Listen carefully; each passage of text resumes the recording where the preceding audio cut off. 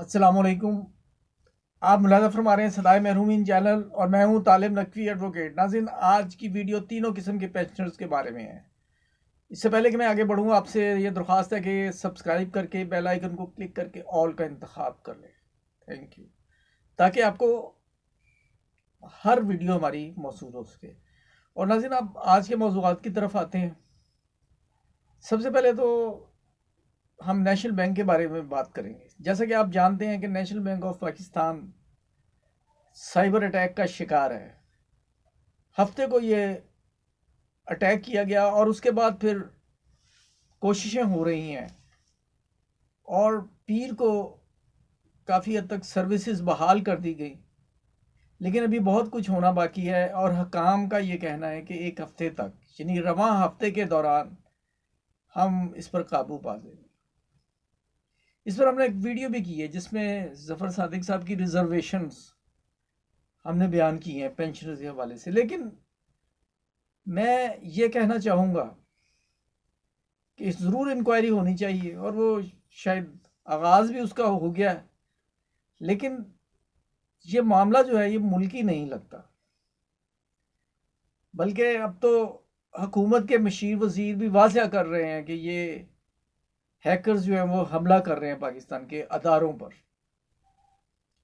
तो हम कौमी बैंक के साथ खड़े हैं बिलाशुबा, लेकिन इसके साथ साथ हम ये भी कहेंगे कि इस बात का भी सुराग लगाया जाए, जिसका मैं ये ज़ाती तौर पर यह समझता हूँ कि इम्कान कम है कि बैंक के कुछ लोग तो मुलव्वस नहीं हैं।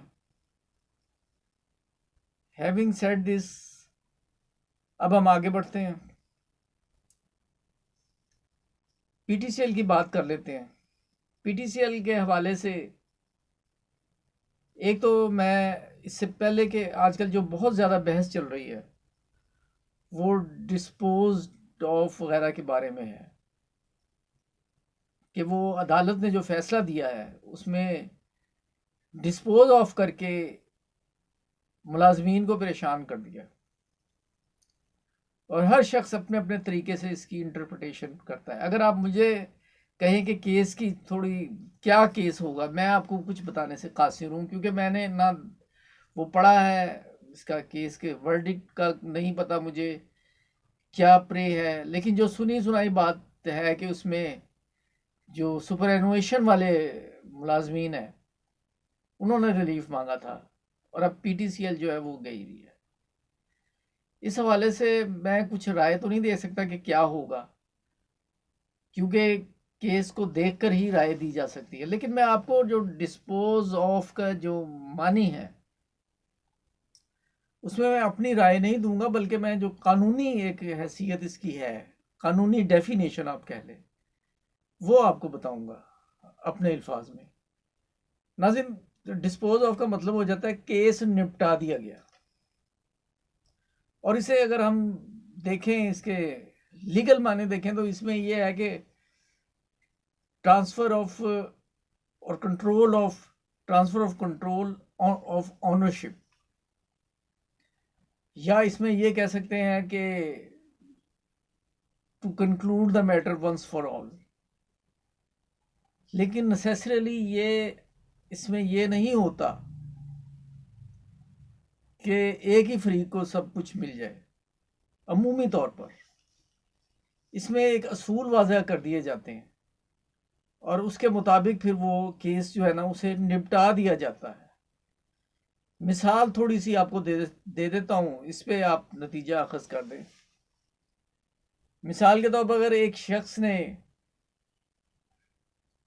कोई रिलीफ मांगा है एक प्रॉपर्टी के बारे में, और उसी प्रॉपर्टी का एक और मैटर, एक और केस कर देता है नेचर नौयत के हिसाब से मुख्तलिफ, और अदालत ये समझती है कि जो कुछ ये मांगा जा रहा है ये इसे जो इसने पहले केस किया हुआ है उससे उसमें ही इसका ये मामला सारा हल हो जाएगा, तो ये इजाफी जो है ये केस करने की ज़रूरत नहीं है। तो उसमें फिर अदालत एक दरमियानी रास्ता इख्तियार करती है। अदालत ये भी कह सकती है कि आपका चूंकि बनता नहीं है इसलिए आपका केस खारिज किया जाता है। तो अदालत फिर ये फैसला ये देती है कि चूंकि ये रिलीफ जो है मुस्तकबिल में फ़लाँ केस में इन्हें मिल रहा है, इसलिए ये जो है ना, और हमारी इस बात से जो एप्लेंट है वो मुत्तफ़िक है और उसने इस पे प्रेस नहीं किया, लिहाजा हम इसे डिस्पोज ऑफ करते हैं, क्योंकि ये मामला जो है ये आगे चल के रिजॉल्व हो जाएगा और ये केस करना जो है ना ये इजाफी है। एक नेचर और भी हो सकती है, जिस तरह मुझे बताया गया है केसेस का, तो उसमें यह भी किया जा सकता है कि हमने, अब ये मुझे नहीं पता कि वो कितने देर चली, क्या प्रोसीडिंग हुई, एक सूरत ये भी हो सकती है, लेकिन ये इसमें मैं वो कुछ कह नहीं सकता कि वो अलाउंसेस भी जो दिए मांगे गए हैं, उन अलाउंसेस के हवाले से वो ये कह दें कि जो एप्लांट के हमने ये जो है फलां फलां अलाउंस जो है, ऑर्डरली अलाउंस और दूसरा, उस हवाले से हमने इसे इस बात से मुत्तफिक हैं कि ये इनका इंटाइटलमेंट नहीं बनती। तो जो वकील है, प्लांट जो अपील कनिंदा है, उन्होंने भी इस पे प्रेस नहीं किया, इसलिए हम ये डिस्पोज ऑफ करते हैं और हदायत करते हैं उन्हें कि बाकी के जो बकाया जात, बाकी के जो केसेस है के तनख्वाह वगैरह, उसे मामले को जो है ना वो हल कर दिया जाए। ये एक भी एक सूरत हो सकती है, लेकिन देखिए 3-4 रोज़ में उसकी इंटरप्रिटेशन आ जाएगी। तो डेफिनेशन मैंने आपको ये बता दी है कि इसमें यह भी एक कहा जाता है कि property, disposal of property according to will, यानी कि मर्जी के साथ प्रॉपर्टी की ट्रांसफ़र। प्रॉपर्टी हर किस्म की हो सकती है, आपका ये जो मोबाइल है वो भी आपकी प्रॉपर्टी है, आपके जेब में जो 10 रुपए हैं वो भी प्रॉपर्टी है। तो ये मुख्तलिफ़ किस्म की ये ताबीरें हैं, तो ज़्यादा इंतज़ार आपको उम्मीद है कि नहीं करना पड़ेगा। अब हम EOBI की तरफ आते हैं। नाज़रीन, EOBI के रूल्स वगैरह अपनी जगह, लेकिन बाज़ लोग बहुत मुस्तहिक हैं। मैं आपको मिसाल दे रहा हूँ कि अगर एक बेवा फौत हो जाती है तो उसकी बेटी जो बेवा है उसे EOBI की पेंशन नहीं दी जाती, सरकारी जो है अदारे उनके बरक्स। और हमारे व्यूवर्स में से मैं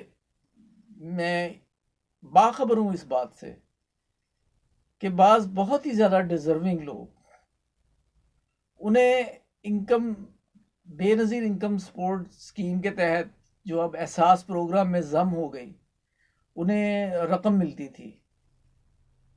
उसके बाद चूँकि गवर्नमेंट और रिलीफ देना चाह रही है, जो एक मुस्तहसन कदम है गुर्बत से नीचे ज़िंदगी गुजारने वालों के लिए, कि जिनका कोई पुरसाने हाल नहीं है, उस हवाले से सर्वे किया गया।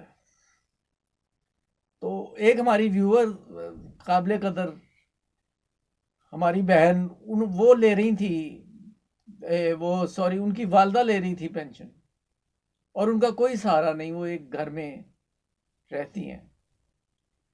उनका अब ये मसला हुआ है कि उनकी जो है ना इनकम वो उन्होंने बंद कर दी है, यानी उन्हें सर्वे के बाद अमाउंट नहीं मिली। और उसमें वो ये कहते हैं कि जी, और ये तो क्राइटेरिया है कि अगर मोटरसाइकिल आपके पास है या कोई भी चीज़ है, रिक्शा है, चिंची है, वो आपको जो है ना नहीं देते, उसमें वो उस कैटेगरी में, लोएस्ट की कैटेगरी में नहीं आते। हालांकि इसमें भी बहुत कुछ कहा जा सकता है कि गरीब लोग अगर अपना पेट पाल रहे हैं तो उनका ख्याल होना चाहिए, लेकिन मैं कुछ और बात करने जा रहा हूँ।